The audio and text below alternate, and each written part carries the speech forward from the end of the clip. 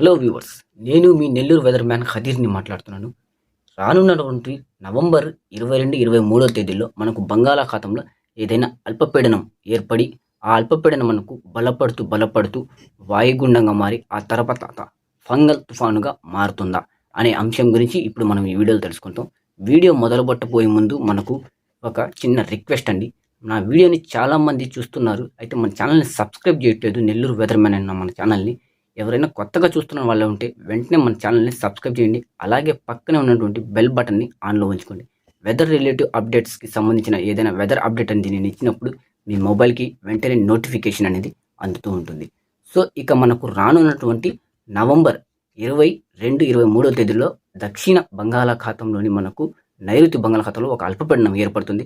ఆ అల్పపీడనం మనకు ఫంగల్ తుఫానుగా మారి ఆంధ్రప్రదేశ్ రాష్ట్రం వైపుకు వచ్చే అవకాశాలు ఉన్నాయా, అసలు అది తుఫానుగా మారేందుకు అవకాశాలు ఉన్నాయా అనే విషయాల గురించి ఇప్పుడు మనం ఈ వీడియోలో డీటెయిల్డ్గా తెలుసుకుంటాం. ఒకసారి మనకు రానున్నటువంటి నవంబర్ 20వ తేదీ నుంచి, అంటే ఈ రోజు నుంచి నవంబర్ 26వ తేదీ వరకు వాతావరణ పరిస్థితి ఎలా ఉంటుందనేది కూడా ఈ వీడియోలో మనం డీటెయిల్డ్గా ఎక్స్ప్లెయిన్ చేసుకుంటూ మనం క్లియర్ కట్గా ఇన్ఫర్మేషన్ తీసుకుంటాం. ఒకసారి మనకు ఉపగ్రహ చిత్రం, శాటిలైట్ ఇమేజరీ చూద్దాం. దాంట్లో మనకు ఎలా ఉంది కండిషన్ అనేది తెలుస్తుంది. ప్రస్తుతానికి నవంబర్ 20వ తేదీ, అంటే ఈ రోజుకి మనకు శాటిలైట్ ఇమేజ్ అనేది ఇక్కడ మీరు గమనించినట్లయితే ఈ శాటిలైట్ ఇమేజ్లో రెడ్ కలర్ తోటి 2 లైన్స్ అనేవి వేసి పెట్టాను. అలాగే రెడ్ కలర్ తోటి 2 లైన్స్ వేసి ఆ లైన్స్ని యారో మార్క్ చేస్తున్నాను. ప్రస్తుతం చూస్తే ఇక్కడ శ్రీలంకకి దిగువ భాగం దగ్గర, అంటే దక్షిణ తమిళనాడు, ఉత్తర శ్రీలంక మధ్య ప్రాంతంలో 2-3 ఉపరితల ఆవర్తనాలు అనేవి చురుగ్గా కొనసాగుతూ ఉన్నాయి. ఆ ఉపరితల ఆవర్తనాలు రానున్నటువంటి తదుపరి 2-3 రోజుల్లో మనకు, అంటే నవంబర్ 22, 23 తేదీలకి మనకు ఇక్కడ చూసినట్లయితే ఎల్పి అని శ్రీలంకకి దిగువ భాగమైనటువంటి నైరుతి బంగాళాఖాతం కొంత హిందూ మహాసముద్ర భాగం దగ్గర రౌండప్ చేసి ఎల్పి లో ప్రెజర్ అని రాసి అక్కడి నుంచి రెడ్ కలర్ మార్క్ అనేది లాగి, ఆ రెడ్ కలర్ మార్క్ లైన్ అనేది మనకు శ్రీలంకలోని పశ్చిమ వాయువ్యంగా లాగాను. అంటే ఆ ప్రాంతాల వైపుగా రానున్నటువంటి నవంబర్ 22వ తేదీకి అల్పపీడనం ఏర్పడి 22, 23 తేదీలో అది మెల్లగా కదులుతూ వాయువ్య దిశగా కదులుతూ పశ్చిమ శ్రీలంక వైపుగా కదులుతూ వస్తుంది. అంటే అక్కడికి వచ్చి బలమైనటువంటి అల్పపీడనంగా మారి 25వ తేదీకి అల్పపీడనంగా మారి 25 నుంచి 26, 27 తేదీలకి అది ఒక బలమైనటువంటి వాయుగుండంగా కూడా మారుతుంది. అక్కడ వరకు అది వాయుగుండంగా మారుతుంది. ఆ తర్వాత అది తుఫానుగా మారేందుకు అవకాశాలు ఉన్నాయా లేదా అనేది నెక్స్ట్ ఇంకో 2-3 చార్ట్స్ చూపిస్తూ అందులో నేను ఎక్స్ప్లెయిన్ చేస్తాను. అలాగే పైన మీకు ఎల్లో కలర్ లైన్ తోటి మార్క్ అనేది వేసాను. అంటే ఈ అల్పపీడనం అక్కడి నుంచి ఏర్పడడం నవంబర్ 22 నుంచి 23 తేదీలో ఏర్పడి అక్కడి నుంచి అది మూవ్ అయిపోతూ ముందు కదులుతుంటే ఈశాన్య ఋతుపవనాల యొక్క డైరెక్షన్ అనేది అదే ప్రాంతంలోకి వెళ్తుంది. అంటే ఆంధ్రప్రదేశ్ పైన తెలంగాణ, ఆంధ్ర రాష్ట్రాల్లో చూస్తే పూర్తిగా పొడి వాతావరణం అనేది కనిపిస్తుంది. మీకు ఈశాన్య ఋతుపవనాల యొక్క డైరెక్షన్ మొత్తం అనేది, అంటే ఆ ఎల్లో కలర్ మార్క్ వేసిన ప్రాంతం అంతా ఈశాన్య ఋతుపవనాల యొక్క డైరెక్షన్ అనేది మనకు దక్షిణ తమిళనాడు, శ్రీలంకల మీదుగా వెళ్తున్నట్టుగా ఇక్కడ నేను ఈ మార్కులు చూపిస్తున్నాను. అంటే రానున్నటువంటి నవంబర్ 20 ఈ రోజు నుంచి 20, 21, 22, 23, 24, 25, 26 తేదీల దాకా, అంటే మొత్తం ఒక వారం రోజుల వాతావరణ పరిస్థితి అనేది చూస్తే ఆ ప్రాంతాల మీదుగా ఈశాన్య ఋతుపవనాల డైరెక్షన్ ఉంటుంది. అక్కడికే మనకు ఈశాన్య ఋతుపవనాల ప్రభావంతో వర్షాలు అనేవి ఉంటాయని ఇక్కడ మనకు తెలుస్తుంది. ఆంధ్ర మరియు తెలంగాణ 2 రాష్ట్రాల్లో మనకు ఈ శాటిలైట్ ఇమేజ్లో చూస్తే పొడి వాతావరణం అనేది స్పష్టంగా ఇక్కడ మనకు కనిపిస్తుంది. ఇక మనకు గాలుల కన్వర్జెన్స్ అనేది ఎలా ఉంది అంటే ఈ రోజు నుంచి రానున్నటువంటి వారం రోజుల వరకు, 6 రోజుల వరకు వాతావరణ పరిస్థితి, గాలుల కన్వర్జెన్స్ ఎలా ఉంటుందనేది ఒకసారి మనం చూసి ఇంకో ఇమేజ్లో తెలుసుకుందాం. ఒకసారి ఇక్కడ మనకు ఈ ఇమేజ్లో గమనించినట్లయితే బ్లాక్ కలర్ లైన్ తోటి మనకు ఉత్తర భారతంలో నుంచి ఒక లైన్ అనేది లాగి తమిళనాడులోని దక్షిణ భాగాల దాకా తీసుకువెళ్ళాను.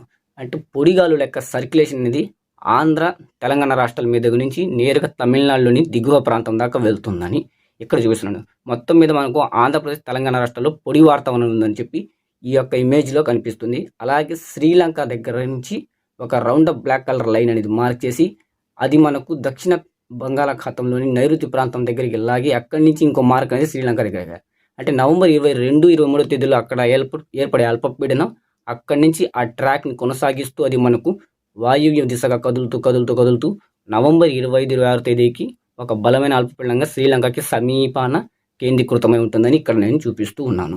25వ తేదీకి బలమైనటువంటి అల్పపీడనంగా ఉండి అక్కడ కొనసాగుతూ ఉంటుందని చూపిస్తున్నాను ఈ ఇమేజ్లో, ఈ మార్క్లో.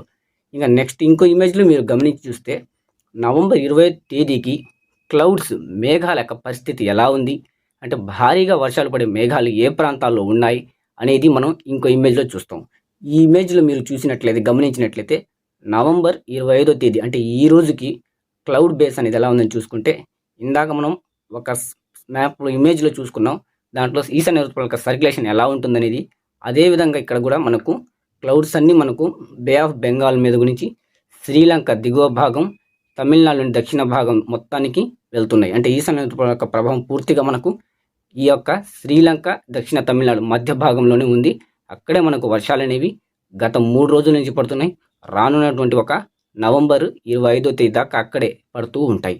అయితే మధ్యలో మనకు నవంబరు ఈ 20వ తేదీ నుంచి 20వ తేదీ లోపల ఆంధ్రప్రదేశ్లోని దక్షిణ భాగాలు నెల్లూరు జిల్లా, ప్రకాశం జిల్లా, తిరుపతి, కడప ఈ జిల్లాల్లో మనకు లైట్గా ఆకాశం పాక్షికంగా మేఘావృతం అవడం, అంటే కోస్తా సముద్ర తీరానికి ఆనుకున్నటువంటి ప్రాంతాలకి దగ్గరగా ఉన్న ప్రాంతాల్లో మనకు కోస్త ఆకాశం అనేది పాక్షికంగా మేఘావృతం అవుతూ రావడం అనేది జరుగుతూ ఉంటుంది. ఈ రానున్నటువంటి నవంబర్ 26వ తేదీ దాకా 20వ తేదీ దాకా కొంత ఆకాశం మేఘావృతం. సాయంకాల సమయంలో మనకు తెలంగాణ, ఆంధ్రప్రదేశ్లోని రాష్ట్రంలోని మనకు పశ్చిమ భాగాలైనటువంటి ప్రాంతాలు అంటే రాయలసీమ జిల్లాలు, ఉత్తరాంధ్ర జిల్లాలు, తెలంగాణలోని మనకు మొత్తం జిల్లాల్లో చల్లటి శీతల గాలులతోటి కొన్ని చోట్ల మనకు పొగమంచు పడేటువంటి అవకాశాలు అనేవి కనిపిస్తున్నాయి. తెలంగాణలో అయితే పొగమంచు కనిపించే అవకాశాలు కనిపిస్తున్నాయి. ఆంధ్రప్రదేశ్లోని రాయలసీమ, ఉత్తరాంధ్ర జిల్లాల్లో అయితే చలిగాలుల యొక్క ప్రభావం అనేది మనకు రానున్నటువంటి నవంబర్ 25, 26 తేదీ దాకా ఉండే అవకాశాలు అనేవి కనిపిస్తూ ఉన్నాయి. ఇక్కడ మనకు క్లౌడ్ బేస్ అనేది ఎలా ఉంది. అదే మనకు నవంబర్ 26వ తేదీ స్థితి అంటే అల్పపీడనం అనేది ఆంధ్రప్రదేశ్ అదే మనకు శ్రీలంక, దక్షిణ తమిళనాడు రాష్ట్రాల వైపుగా కదిలి వస్తే అక్కడ క్లౌడ్ బేస్ అంటే మేఘాలు అనేవి ఎలా ఉంటాయి, అంటే అదే డైరెక్షన్లోకి వస్తే అక్కడ పరిస్థితి ఎలా ఉంటుందని చూసుకుంటే, ఈ ఇమేజ్లో మీరు గమనించి చూసినట్లయితే నవంబర్ 26వ స్థితి 26వ రోజు ఉండేటువంటి వాతావరణ పరిస్థితి ఎలా ఉందని చూస్తే, ఇక్కడ నేను బ్లాక్ కలర్ లైన్ తోటి మార్క్ చేసి రెడ్ కలర్లోకి బంగాళాఖాతంలోని ప్రాంతం అంతా రెడ్ కలర్లో మారిపోయినటువంటి మీరు చూసిన, అంటే అల్పపీడనం బలమైనటువంటి అల్పపీడనం యొక్క ప్రభావం పూర్తిగా శ్రీలంకపై ఉంటుందని స్పష్టంగా నవంబర్ 26వ తేదీకి స్పష్టంగా మనకు శ్రీలంకపై ఉంటుందని వెదరికల్ మోడల్స్ అంటే ఇప్పటికీ మనకు చూపిస్తున్నటువంటి వెదరికల్ మోడల్స్ పరంగా చూస్తే ఈ స్థితి ఉంటుంది. అలాగే నేను గతంలో చెప్పినటువంటి MJO ట్రాక్ సైక్లోనిక్ సర్క్యులేషన్ యొక్క సిస్టమ్ అనేది ఇందులోకి మనకు భాగమై ఉంది. దాని ప్రభావాన్ని ఇక్కడ స్పష్టంగా చూపిస్తుందని ఈ ఇమేజ్లో మనకు కనిపిస్తుంది. అంటే మనకు క్లౌడ్ బేస్ మొత్తం మనకు దక్షిణ తమిళనాడు, పూర్తి శ్రీలంక మధ్య భాగాలపై ఉంది. అంటే భారీ నుంచి అతి భారీగా కుండపోతగా వర్షాలు అనేవి శ్రీలంకలో నవంబర్ 25, 26వ తేదీల్లో కురిసేటువంటి అవకాశాలు స్పష్టంగా ఇక్కడ మనకు కనిపిస్తున్నాయి.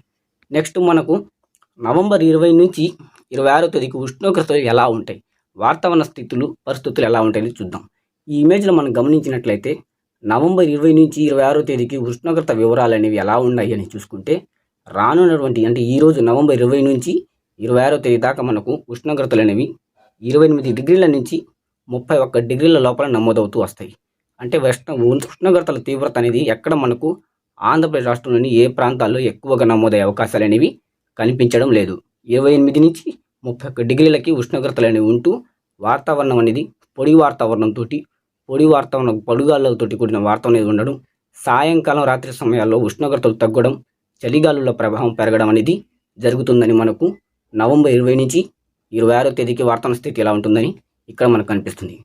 అయితే ఇప్పుడున్నటువంటి పరిస్థితి ఇలా ఉంటే వర్షాలు అనేవి మనకు రెయిన్ అకామినేషన్ అనేది నవంబర్ 25 నుంచి 26వ తేదీలకి ఎలా ఉంటుంది అనేది ఒకసారి ఇక్కడ గమనించి చూస్తే వాతావరణం మార్పు అనేది ఎలా మొదలవుతుంది.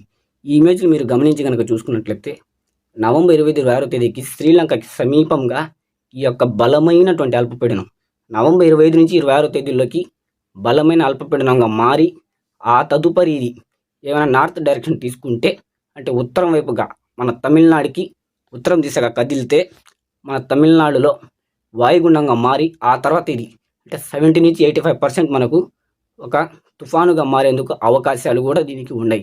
అంటే MJ యొక్క సర్క్యులేషన్ అనేది పశ్చిమ పసిఫిక్ భాగంలో నుంచి మనకు పశ్చిమ పసిఫిక్ మహాసముద్రం, ఫిలిప్పీన్స్, వియత్నాం దేశాల ప్రాంతాల మీదుగా నుంచి ఆ తుఫాను యొక్క సర్క్యులేషన్ అనేది దీంట్లోకి ఎంటర్ అవుతుంది. ఎంటర్ అయినట్టు ఇది తుఫానుగా మారేందుకు కూడా అవకాశాలు ఉన్నాయి.